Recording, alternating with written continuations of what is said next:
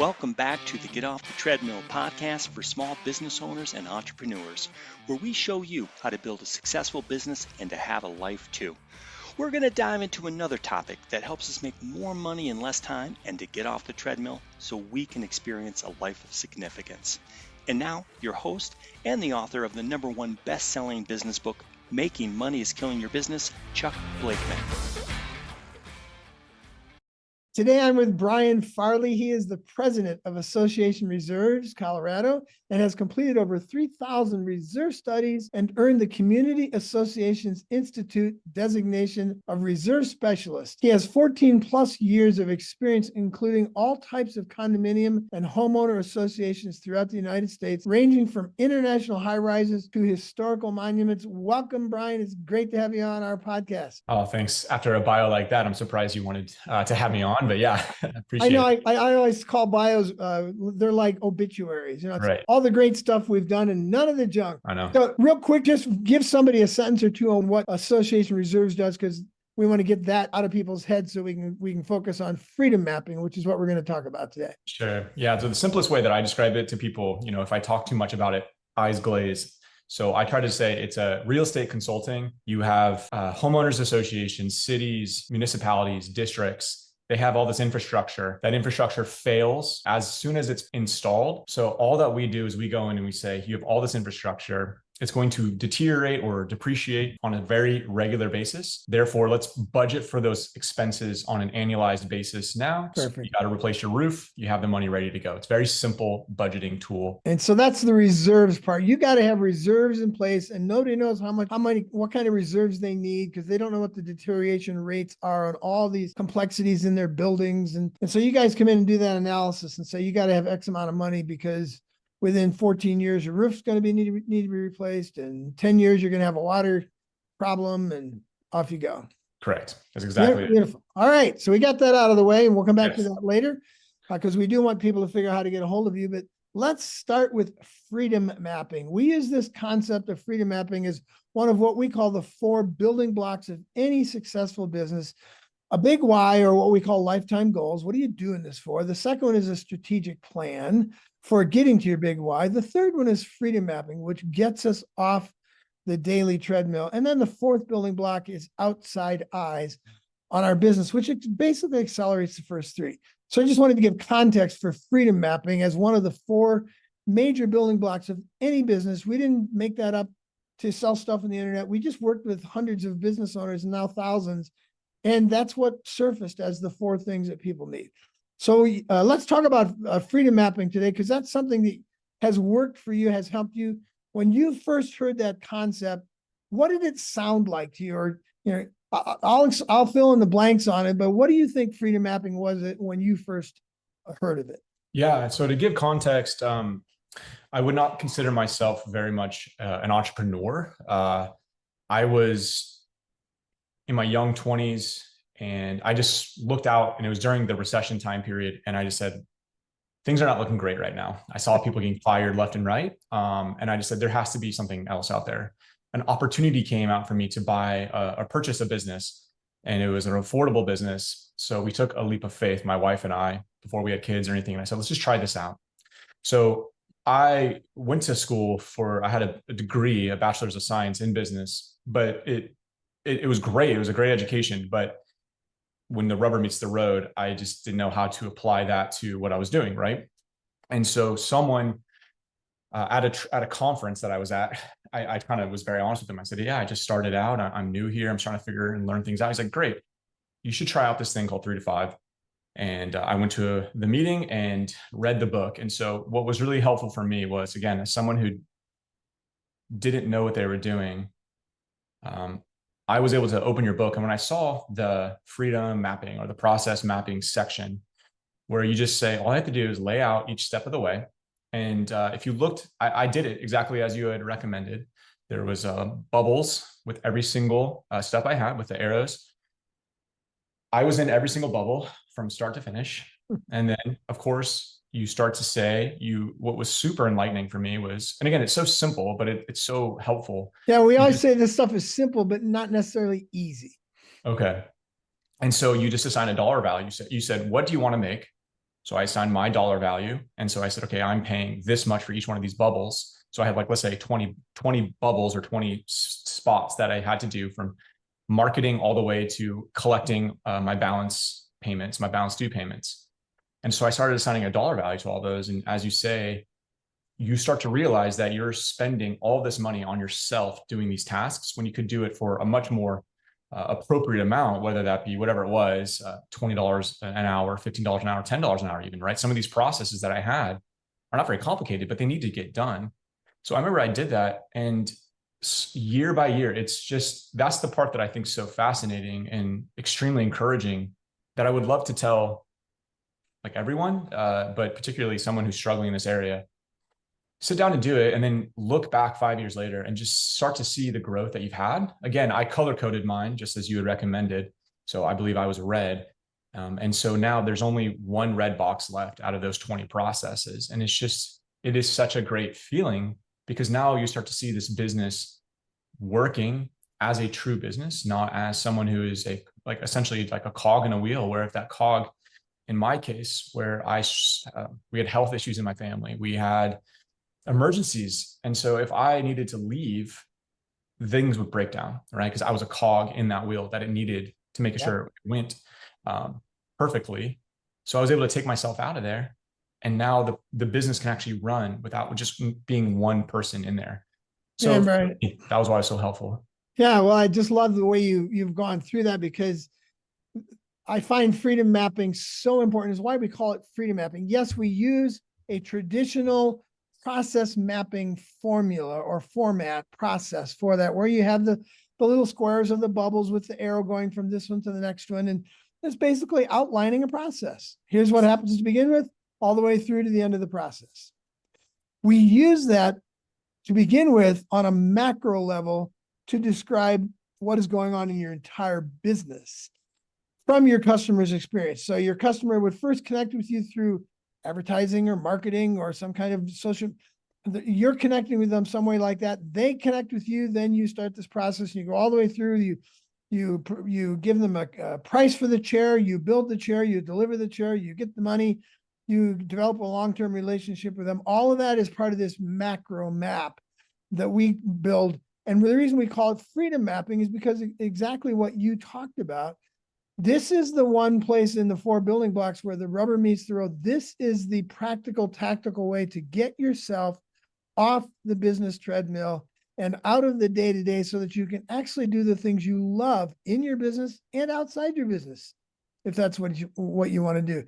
The objective of freedom mapping is to figure out how to make more money in less time, which is not what we were taught. That's counter-logical to what everything we've been taught. The only way to make more money, of course, is to get more involved in your business. Well, let's map our business and figure out how to actually get ourselves out of all these blocks and give that to other people or to processes or to systems, so we can make more money in less time. Freedom mapping is the how. How do I get off the treadmill? Strategic planning, the second. So freedom mapping is the third of the 4 building blocks. Strategic mapping is the second one. And that's more the what. What do I want in my business? And then the first building block is our lifetime goals and our big why. That's our why. So we got the why, the what, and freedom mapping is the how. It's the rubber meeting the road. And if we don't do that, we don't get off the treadmill. But I love your simple response to it, because it really is simple. We complicate this stuff when we don't. I want to walk through the steps again. You gave a great broad overview. I just want to walk through them a little more slowly this time, so people can see how simple this is. The first step is to build that map of your business. How do people initially connect with us? Then what happens? Well, they call us, or they email us, or they text us, or they hit us on our website. Then what happens? That's the third bubble. Well, we connect back with them. Then what happens? That's the fourth bubble. Well, we give them a price, and you just go through the whole thing. And we tell people all the time that if you have more than 20 or 30 bubbles on your macro map, you're playing Office. It just shouldn't be that complicated. But that's step number one. So how hard, or how did you find that process of just creating a macro map of your entire business on one side of one piece of digital paper? Sure. Yeah. So your book, Making money is killing your business, you use a landscaper. And that's right. I haven't read the book like recently, but that's how clear it is in my brain, honestly. So you use a landscaper, and I just went in, I think I was in PowerPoint or like Microsoft Word. Yeah. So it wasn't even complicated. I just made bubbles, like you can make a bubble like a shape.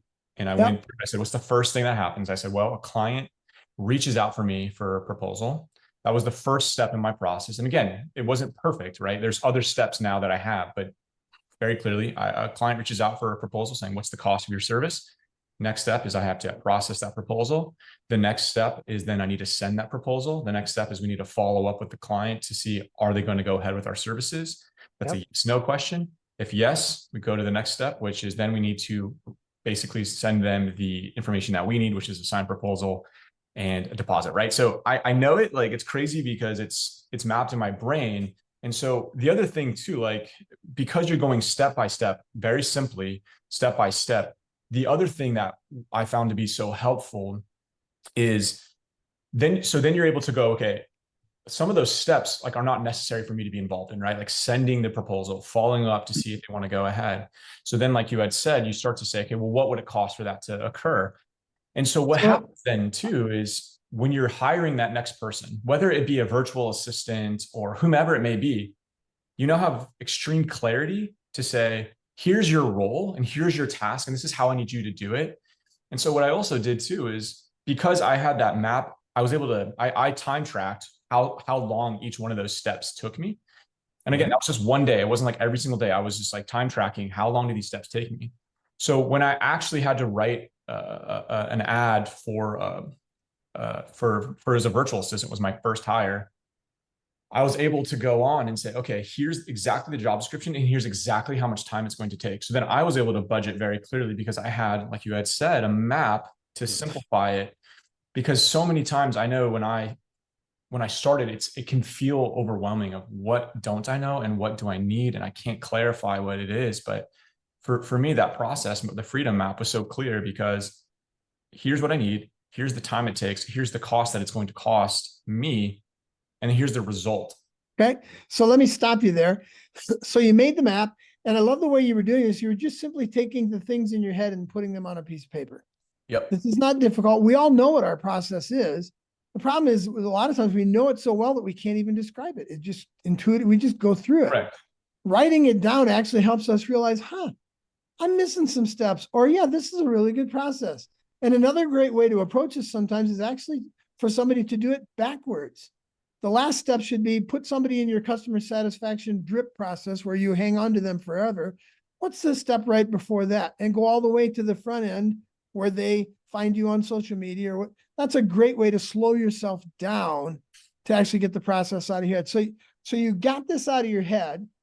And then the next step we talk to people about is let's put a color on each step. And the color represents not who does the step, not who does the task, but who is responsible for making the decisions around the task. So sometimes we might already have 10 or 15 or 20 or 50 other people, but we still end up with a lot of our own color on there because somebody else might do the advertising, but I'm responsible to make sure the advertising gets done. One of the biggest problems I found for myself when I did this, before I did this for myself, was I realized that in most of my 13 businesses, at least the first 5 or 6 of them, I regularly delegated tasks, but I did not delegate responsibility. So I gave somebody the task of making the shoe or whatever, but I kept the responsibility for all the things around making the shoe. I didn't believe they could have the responsibility. They weren't adult enough or experienced enough or fill in the blank.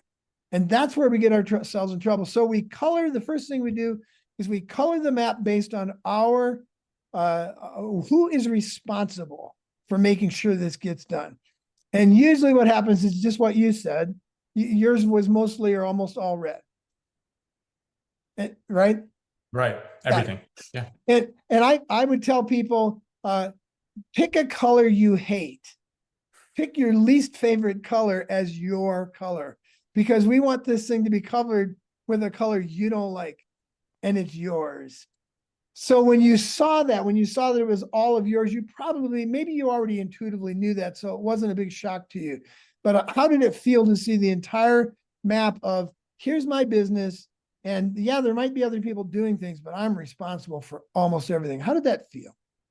Well, it's funny because it was just me at the time, right? Like I had bought this business. It was really, it's a consultancy. So it was just like a Rolodex. I bought a Rolodex, right? Uh-huh.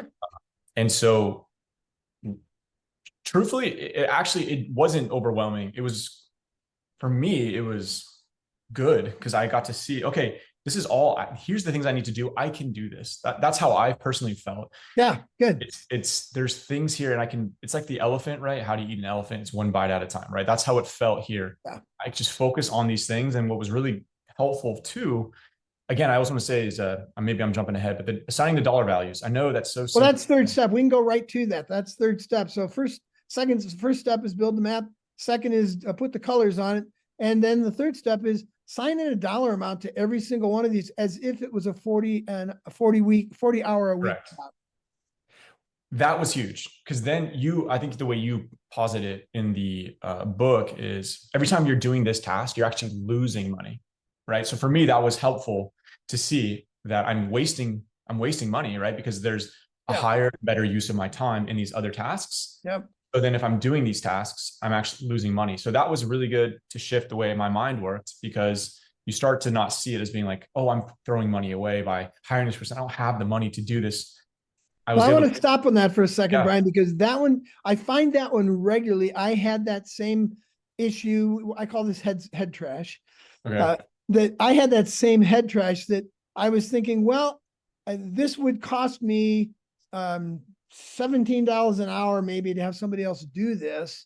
I can do it in 2 hours. I can save $34. Right. But what I don't realize is I'm worth $200 or $300 an hour.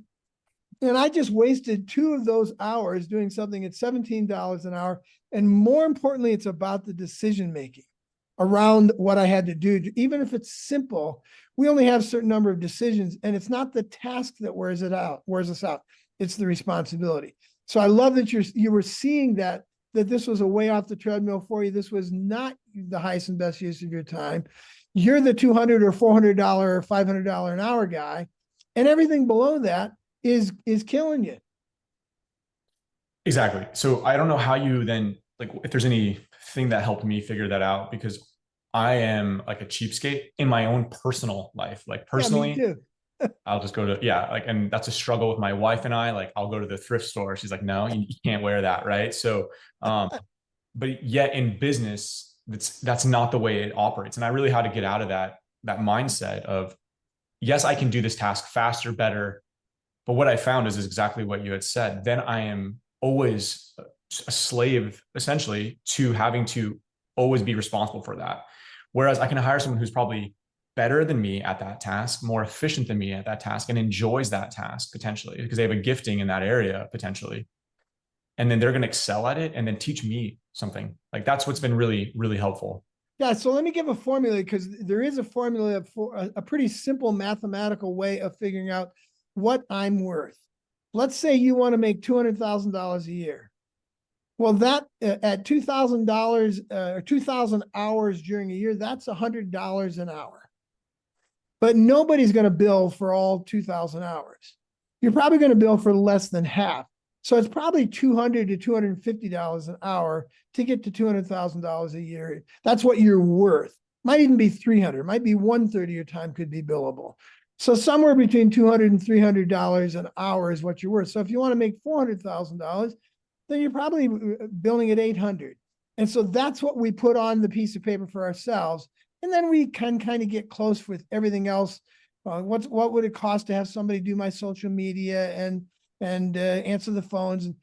And clearly none of that's going to be anywhere near $100, $200, $300 an hour. So that's the way people should approach this. The most important one of these numbers to figure out is your own. What am I worth per hour? And then everything below that, I got to figure out how to give that to somebody else, and then go do those $100 to $200 to $300 an hour tasks.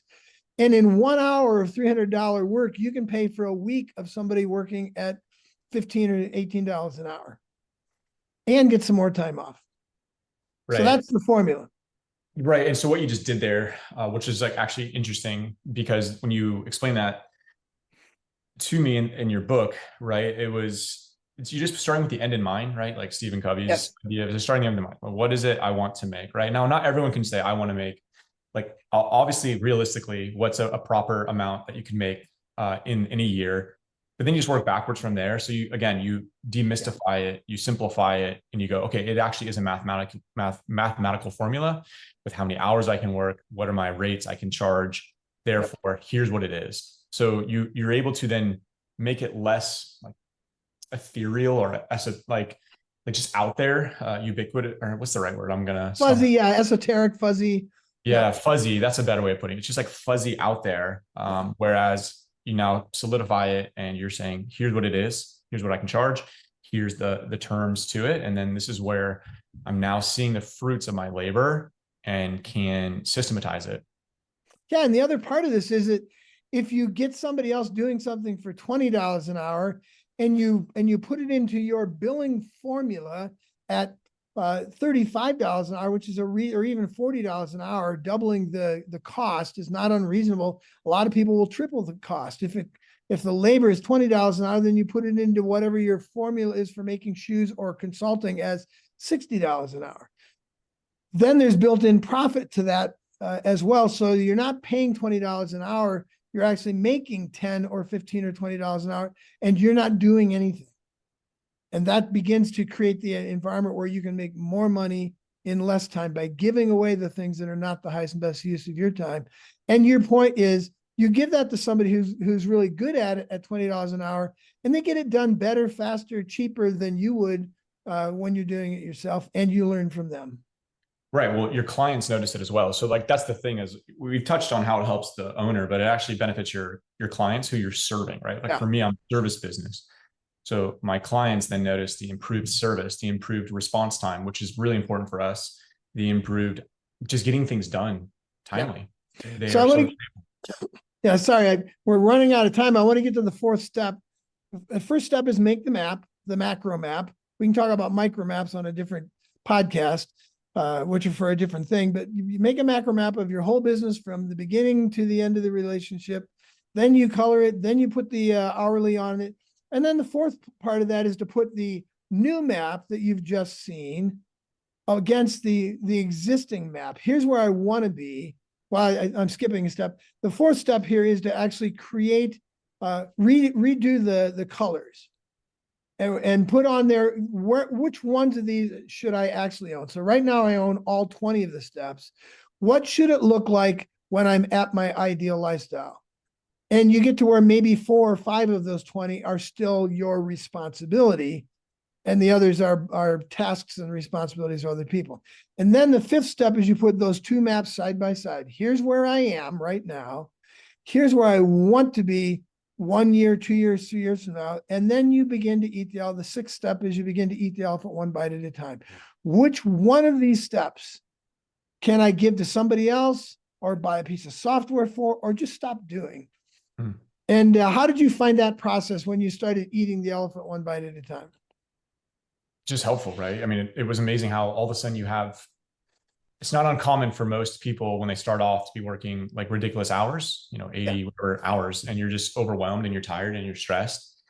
Definitely, there were times where it was tough. And so all of a sudden, just getting back some of those hours meant that's more time to hang out with my newly born child, right? With my wife. I was able to be more available. Like that to me was my big why, right? I wanted to be with my family. And so one by one, all of a sudden, and it was such a good feeling of like a burden off my shoulders, like more than I can really even describe, of having you, again, not that the business was like a burden, but you start to get stuck. And I remember my office, I was in a basement. That's all I could afford. And you're just stuck there all night. And you're just like, I want to go home and have dinner with my family. And then all of a sudden now I have an extra, potentially 2 hours is all I got. But that 2 hours is meant I can go home, have dinner with my wife and my newly born child. So, and now you're making more money in less time. Correct. It was huge. So today you've got a real company. You got quite a few people working for you and with you. And And you moved your ideal lifestyle. You moved from Denver to California because you wanted to be closer to the ocean and enjoy other things in life. And so you've been able to create this environment where you make more money in less time. You did this from freedom mapping. Yeah, one of the steps. Obviously, I never want to just say, hey, I always want to be sensitive to say there's so many factors and variables in any business, right? I never want to be like, yeah, just do this 2-step, 3-step plan and you'll be never that easy. Right. But yes, it was extremely, again, it's the tools in the toolkit so that you can start to think through these. Again, fuzzy is the way I would describe it. It's a great way to put it and make it clear. Yeah. And we can finish with this mindset. Clarity is power. And when we understand where we are with the map we have today of our existing responsibilities and where we want to be in 1 or 2 or 3 years, we've got clarity. And now we can begin to see which one of these steps can I get rid of first. And I'll give people a quick insight. When I first did this, I got 3 or 4 steps off my plate in like a month. I thought, man, this is great. I'm going to have freedom in 6 months. And then the 4th step took me like 6 months all by itself. To your point, life is messy. But I still always had clarity. I knew once I get past this step, I know exactly what the next thing is I need to do to get freedom in my business. So I never have to sell it to get freedom from it. Totally. I appreciate your clarity, your simplicity in attacking this stuff. And I love that you simply went through the steps. Too often we torture this stuff. We try and add a whole bunch of things to it. We think we overthink it, and it really doesn't have to be that way. We really do have about 5 or 6 steps to freedom, and we can eat this elephant one bite at a time and get there in 1 or 2 or 3 years, no matter what business we're in. So do you have any parting thoughts for people, questions or anxieties or learnings around this? Yeah, I would say exactly what you just reiterate that last point you made. Just take 5-10 minutes, just do it, write it down on a piece of paper, on like a Post-it note, whatever. If that's what you got, please do it. And then with any other task that you have too, like it's just doing it. See if you can do it once, so you never have to do it again. Whether it's someone's always asking me about this one process in that process map, make a video, and then that way you never have to tell them again how to do it. They can always refer to it. So just as you said, just do it. Yeah. That is the way to go. Brilliant. How can people get a hold of you to get help with their HOAs or their government infrastructures where they have no idea how much money they should be saving? Yes, if you would like to go to our website, that's probably the best resource. It's going to be reservestudy.com. Reservestudy.com is where you're going to have all the resources you need to contact me or to get more information. Bryan, it's a delight to be with you. I love talking to business owners who have figured out how to get off that treadmill, and I'm excited about your continuing future. Thank you. You bet. Have a great rest of your day. Thanks. That wraps up another episode of the Get Off the Treadmill podcast. If you found this podcast helpful, please subscribe and hit the like button to ensure you are receiving the latest tools you need to grow your business and to get off the treadmill. If you want more information on the 3 to 5 Club, the Crankset Group, or to book Chuck as a business advisor, speaker, or workshop leader, you can contact us at grow@cranksetgroup.com. Until next time, have a great week.